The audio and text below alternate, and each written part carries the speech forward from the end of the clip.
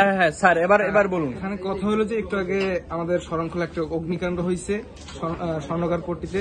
দেখা গেছে পুরান পরিষদের যে সামনে যে স্বর্ণকার বাঞ্চারাম, মানে তার বাসায় অগ্নিকাণ্ড হয়েছে, একটা গ্যাসের সিলিন্ডারে আগুন লাগছে।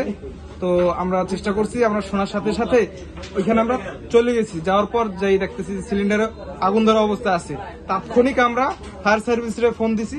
ফায়ার সার্ভিসে ফোন দেওয়ার সাথে সাথে তারা আসছে, কিন্তু তারা আসার আগে আমরা আগুন নিয়ন্ত্রণ নিয়ে আসছি। আশেপাশে পানি ছিল না, পানি ম্যানেজ করছি।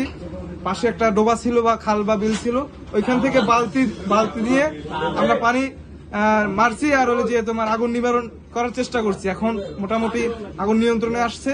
এখন শত শত লোক ওই জায়গায় ভিড় হয়ে গেছে।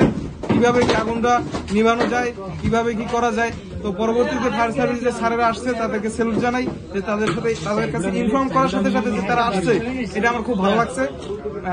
তাদেরকে মন থেকে স্যালুট জানাই আর কি। হ্যাঁ, তো এখন আমাদের এত কষ্ট করার জন্য এই যে আমাদের এই দোলন স্যার আমাদের এই যে ফুটি স্যালাইন খাওয়াবে। এখন চিন্তা করছি আমরা সবাই মিলে মানে স্যালাইন খাবো, ট্যাঙ্ক খাবো। কারণ হলে যে গরমের যে অবস্থা, আপনারা তো জানেন যে গরমের যে বর্তমান যে আবহাওয়া যে পরিস্থিতি, গরমে আছে। তো চিন্তা করছি 1 লিটার ঠান্ডা পানি লইছি। এখন নিজেও খরচা, কিন্তু কোনো বানসারাম দেয় নাই, কিন্তু নিজেও খরচায় আমরা এই তহবিল আমরা সবাই সংগ্রহ করে খাইতেছি। তো ভালো থাকবেন, সুস্থ থাকবেন, সাপোর্ট করবেন সবসময়। ধন্যবাদ।